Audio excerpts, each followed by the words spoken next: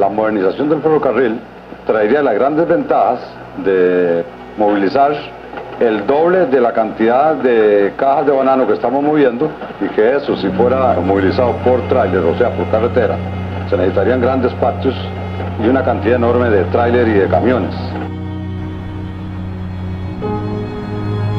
Seguirá un plan muy ambicioso para los próximos años, a fin de hacerle frente al dilema energético mundial. Tenemos que en Costa Rica solamente tenemos una fuente de energía, y es la electricidad, y el único medio de transporte que la puede aprovechar plenamente es los ferrocarriles.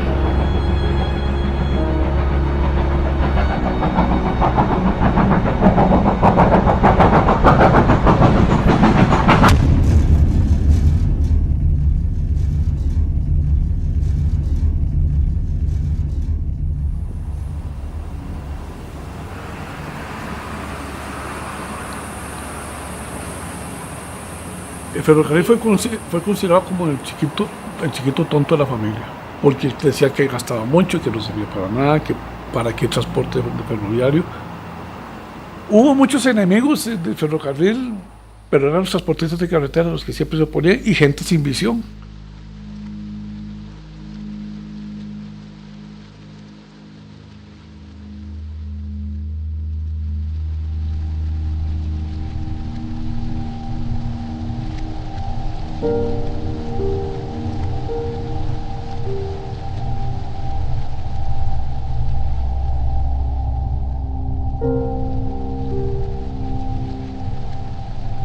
A mí me parece que esa falta de visión proviene del siglo XX, por el siglo 50, por el año 50, cuando se quita el tranvía para darle preferencia a los carros, con una visión de que esa tecnología era una tecnología menos costosa, más flexible para su movilización, y entonces determinan quitar el tranvía para darle prioridad al tema del transporte por llantas.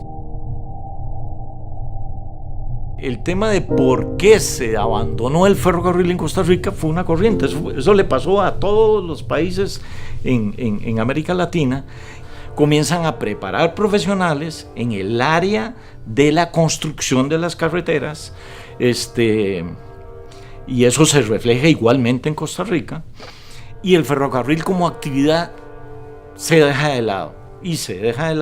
Y comienza a sufrir, y comienzan a interpretar en América Latina, no en Europa, de que el ferrocarril tiene que competir con la carretera. Hasta, digamos, hace unos 15 años, 20 años, el Banco Mundial, el BID y algunos bancos de desarrollo internacional volvieron los ojos al desarrollo del ferrocarril en América Latina, cosa que no hacían antes. O sea, todo el apalancamiento financiero era para el desarrollo de infraestructura carretera, portuaria, aeroportuaria, pero el medio de transporte del ferrocarril lo habían dejado a un lado.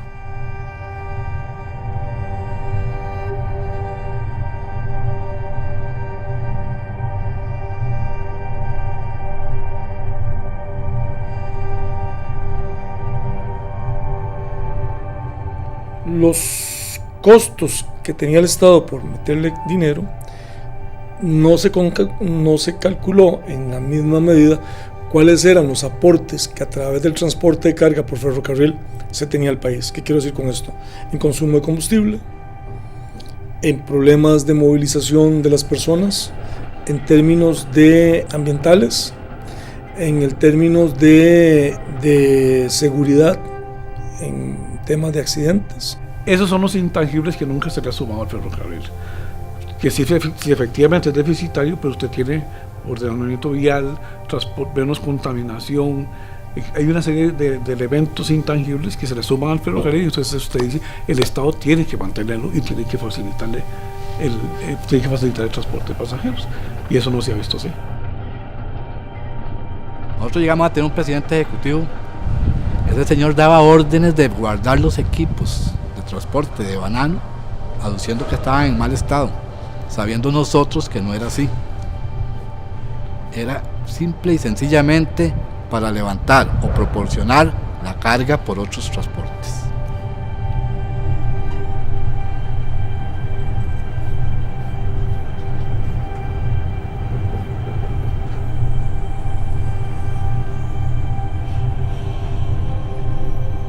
vamos por Europa, nos sentamos con Giuliano Craxi, que era el primer ministro de Italia,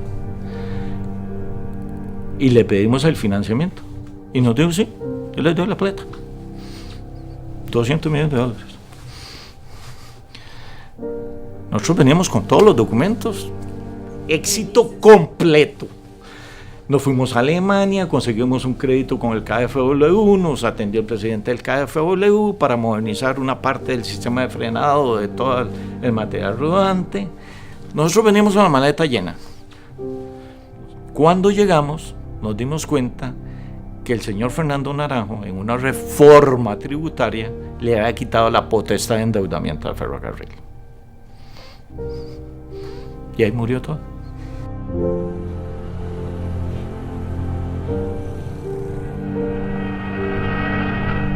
Tendremos un ferrocarril muy moderno para el transporte de banano, consumiendo energía producida en Costa Rica y no derivados del petróleo.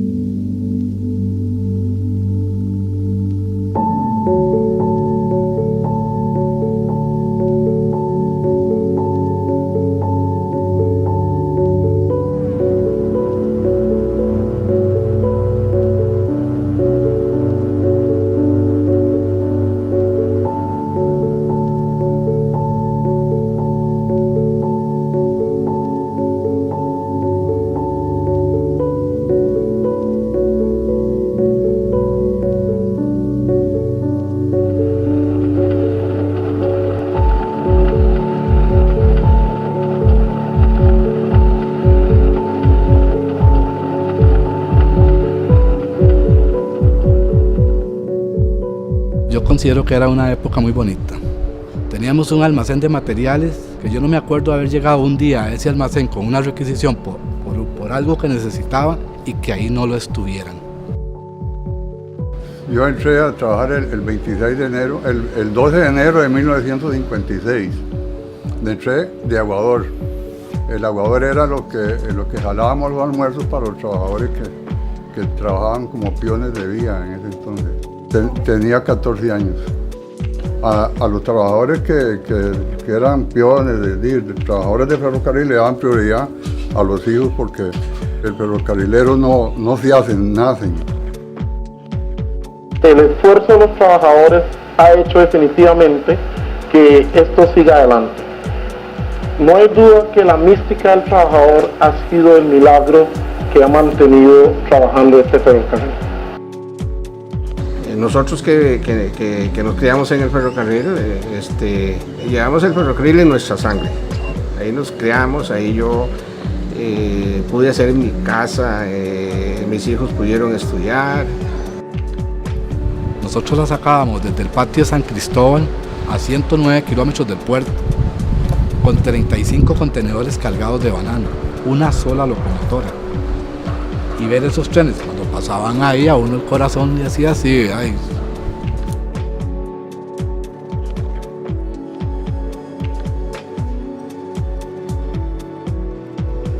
El visionario como gobernante fue Carazo, que fue el único que inyectó recursos importantes cuando electrificó de aquí hasta San Cristóbal y compró las máquinas eléctricas del Atlántico.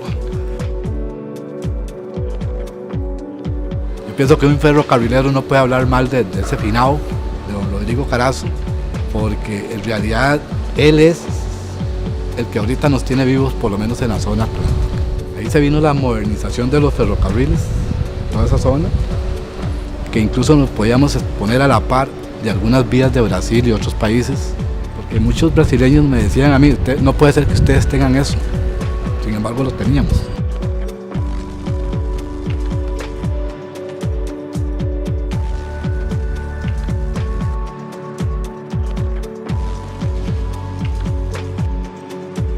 llegó los otros gobiernos y simplemente no siguieron la política de Rodrigo. Lo estancaron y lo desmejoraron.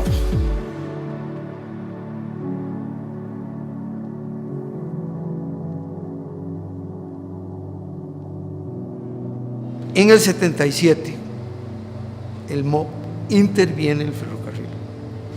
En ese momento, bueno, tienen una buena salida. Le ponen 20 centavos de dólar por caja de banano al ferrocarril. Pero resulta que en el 85 viene el gobierno y le quita el impuesto. Y entra en una crisis muy fregada económicamente. Porque además el impuesto del banano, mediante directrices y decretos, se fue diluyendo en el tiempo, porque una plata se dio para tal cosa, otra plata se dio para tal otra. De ese mismo impuesto se fue distribuyendo.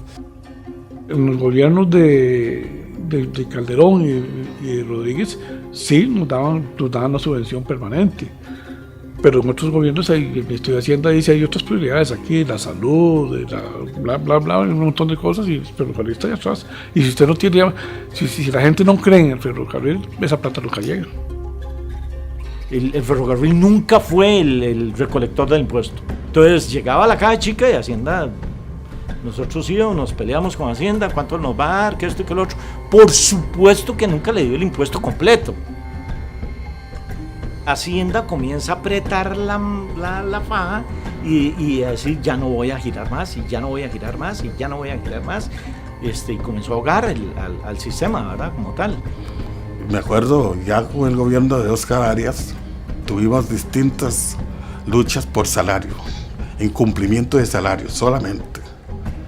Y nos manifestó personalmente que mientras él estuviese gobernando, no iba a inyectarle ni un 5 al ferrocarril y que no nos preocupáramos por el salario. Cuando se pensó en un primer instante que era lo mejor que podía hacerle al Incofer pertenecer a Habdeba, porque entonces uníamos puertos con transporte, pero eso fue lo peor. Ahí se unieron sindicatos nuestros con el sindicato de Habdeba, y entonces eso fue lo peor. Ahí sí se denotó una caída total, porque todo se convirtió en un cementerio. Ahí no se compraba repuesto, no se compraba nada, ahí los equipos se iban dañando y todos se iban haciendo fila allá en los patios. Se unieron los sindicatos y entonces vinieron las solicitudes de aumentos desproporcionados en algunas las convenciones colectivas. Habían cosas muy buenas, pero habían unas que yo personalmente sentía que sí estaban fuera de serie. La convención colectiva nuestra, el costo es mínimo, no había nada que reducir ahí. Lo máximo que teníamos era la extensión de las vacaciones de los 30 días de la gente que tenía más de 10 años y cosas así. Una cajita de leche para la gente que trabaja con ácido, con pinturas. Entonces, si se habla de la convención colectiva, nada que ver. Hubo mala administración, hubo no decisión de gobierno sobre la materia ferroviaria. Ustedes no tienen la menor idea de lo que a mí me tocó hablar con los secretarios de cada sindicato. Miren, señores, el ferrocarril lo han cerrado. Negociemos esta convención colectiva, bajemos los costos de esto, hagamos, pero fueron 1000 horas de horas. Me reuní en una oportunidad con el sindicato y les dije, para que esto no lo cierren, nosotros necesitamos bajar unos 450 empleados. Tenemos que ver cómo hacemos. Y yo le dije, hagamos un plan entre nosotros. Quitamos gente joven que no está casada, que viva con los papás, ni topamos ningún viejo que quiere pensionarse, buscamos una ayuda con la caja, busquemos la forma para bajar la planilla. Y la señora del sindicato me dijo, o no se va nadie, o nos vamos todos, o no se va ninguno. Y si la misma gente, los mismos técnicos, los mismos peones tuvieron el ferrocarril produciendo ganancia en tiempo de la Norden, como en tiempo de gobierno no hubo ganancia. Eso implica mala administración, mala cabeza.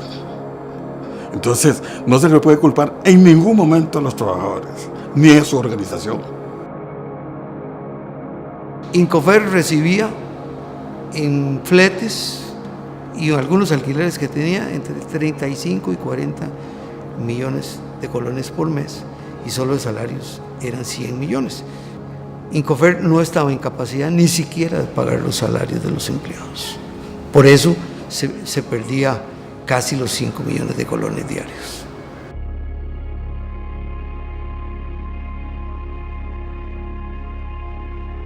Voy yo en un tren con un personal a dejar unos vagones de estos de pasajeros a un predio que tenemos ahí que se llama Quebrador de Pacuare. El conductor de ese tren era miembro activo del sindicato, y cuando íbamos rumbo ahí, lo llamo yo y le digo: ¿usted sabía que llegamos hasta hoy a medianoche? Eso es un cuento, eso no puede pasar, eso es lo que ustedes quieren meterle a la gente, pero eso no va a suceder. Le digo: faltan escasas 7 horas para eso, no son días ni meses, eso no va a pasar. ¿Por qué cree usted que llevamos estos vagones y los vamos a ir a guardar en ese otro sector? ¿Por qué cree que estamos tratando de limpiar el taller de Siquirres y ya se limpió el taller de Limón? ¿Por qué cree usted que ya trasladamos las herramientas de las cuadrillas de mantenimiento de vías a bodegas? ¿O es que usted acaso cree que nos van a seguir llegando el salario sin trabajar?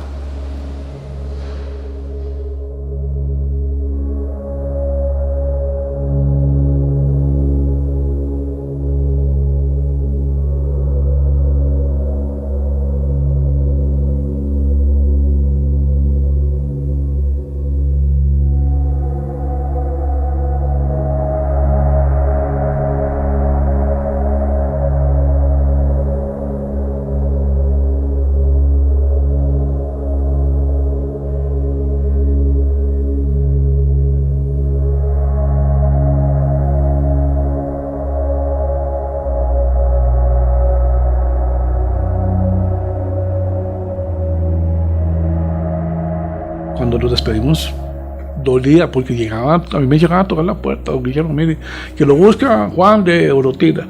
Llega: sí, Juan, mire, yo solo sé hacer esto, y si usted me echa a mí, ¿qué hago? O sea, yo no tengo nada que hacer, no tengo de qué vivir. Y era gente que se había criado ahí, a la parte de la vida. Escobal se quedó como un pueblo muerto, Concepción desapareció, y gente que se quedaron sin nada, hubo hambre. Y después pongamos toda la gente que trabajaba vendiendo frutas. Aquí en Orotina llegaba un tren y te veía todos ahí vendiendo frutas. Toda esa gente se quedó sin trabajo. Fue fatal, ¿verdad? Porque toda la gente que trabajaba aquí era gente ferrocarrilera muy vieja, o sea, ellos daban todo por el ferrocarril. Y ya para ellos trabajar en otro lugar, en la calle, ya para ellos era muy difícil, ¿verdad? Me tocó entregar la acción de personal a compañeros que yo los conocía hacía 20 años. Decirles: tomen la acción de personal. No creíamos que se podía tomar una decisión tan nefasta para el país, tan irresponsable, de cerrar una actividad que era y es necesaria. Y se comenzaron a robar todo, fue un vandalismo terrible, era pavoroso. Se robaron una gran parte de la electrificación. Yo tomé una decisión de desarmarla toda y la guardé. Ahí hay mucho guardado eso. Si me dicen hoy día, eso no sirve.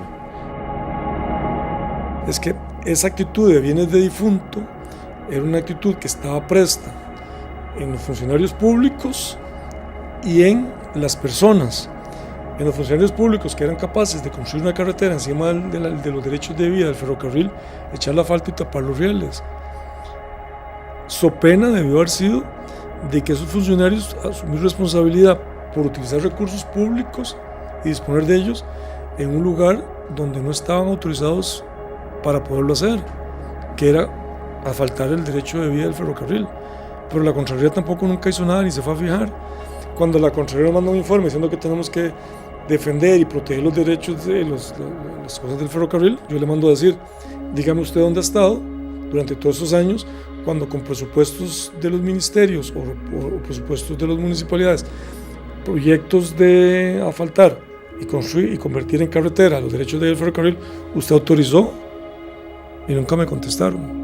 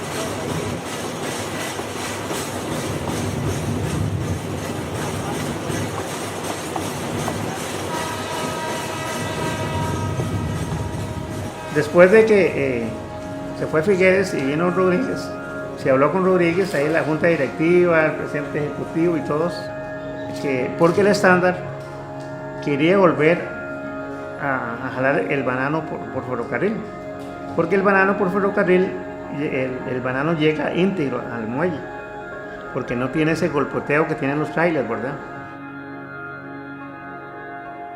El problema que teníamos en ese momento fue que no podíamos contratar personas, porque el servicio civil los prohibía totalmente, que no podíamos conseguir personal.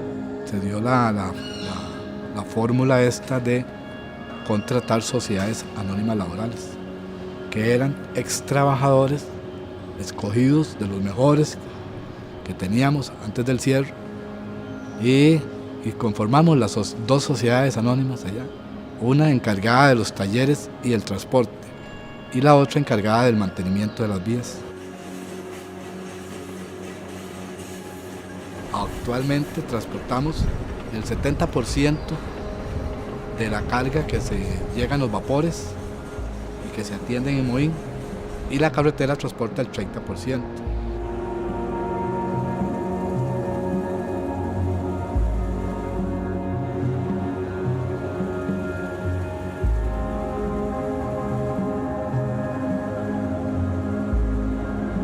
Nosotros, o por lo menos mi persona, veía el tren como una alternativa valedera, cierta y necesaria para transportar personas, pero nos valimos del aspecto y del sentimiento romántico de la gente con el tren.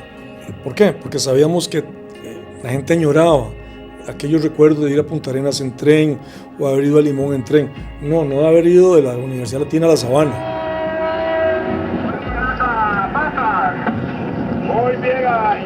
Usted no hay nadie porque voy para allá. Visualizamos que ese sentimiento estaba ahí presente y entonces lo utilizamos para lo que estábamos pretendiendo hacer, que era poner a funcionar un tren de servicio público, que no era lo que se usaba anteriormente, sino que un servicio permanente para que la gente entendiera y lograra convencerse de que el servicio le era útil y que le ayudaba en su vida.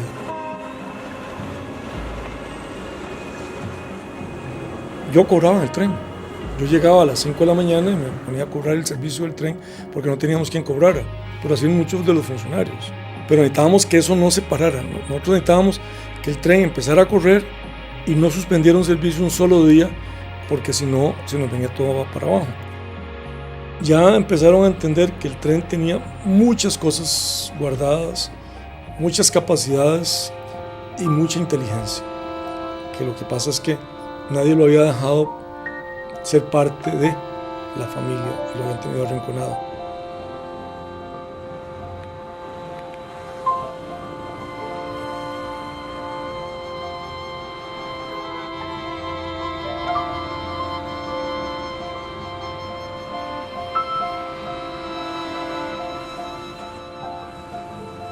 El TRP, Tren Rápido de Pasajeros, ya fue inscrito en Mideplan. Es un proyecto que se estima en unos 1.700 millones de dólares. Ningún proyecto en el país pues, ha alcanzado ese monto y tal vez tendiente a lo que desarrolle en su momento hasta unos 2.000 millones. El proyecto de modernización es un tren eléctrico a doble vía. Te hablo de 37 trenes, con una frecuencia en hora pico de más o menos un tren cada 12 minutos, para una movilización de más o menos 170,000 personas. ¿Qué pasa? Por 4 cabeceras de provincia, más o menos 13 cantones, 51 distritos, poco más de 10 universidades, centros comerciales, estadios de fútbol, 5 hospitales. Entonces estás hablando de un proyecto que sí, que la lógica es electrificarlo y aprovechar las ventajas que tiene el país en materia de producción de energía eléctrica sin necesidad de usar combustible fósil. El proyecto del tren interurbano de pasajeros, tren eléctrico, proyecto Raqueta, TRP, tren metropolitano, ese proyecto tiene entre 14 y 15 estudios técnicos, económicos, financieros. En esa gama de estudios han participado las más grandes empresas de consultoría del planeta Tierra. Este país ha gastado más de 12 millones de dólares solo en estudios de ese proyecto. Y el primero, que se genera en el 86, tenía un prediseño, era lo mismo que estamos hablando ahora. Por supuesto que las variables técnicas tienen cierto cambio. ¿Por qué? Porque la realidad de hoy es diferente a la realidad de hace 38 años, 36 años. Pero el proyecto es el mismo, es exactamente el mismo. Posiblemente eso si se hubiera hecho anteriormente no tendríamos esta problemática. Lo que pasa es que cuando se tomó la decisión de parar, ahí es donde debería haberse comenzado y bueno, se nos terminó el periodo, pero el siguiente debería haber seguido con eso. Y ya tendríamos hoy, 20 años después, un sistema ferroviario moderno.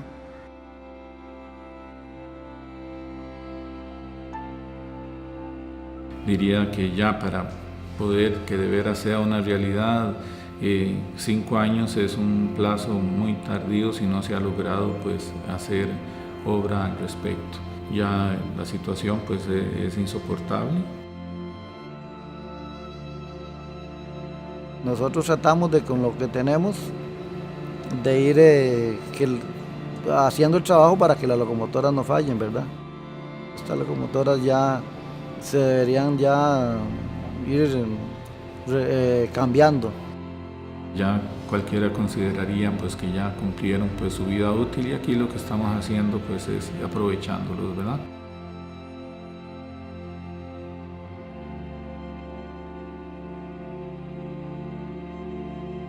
Para mí el ferrocarril es el futuro del transporte de personas de este país.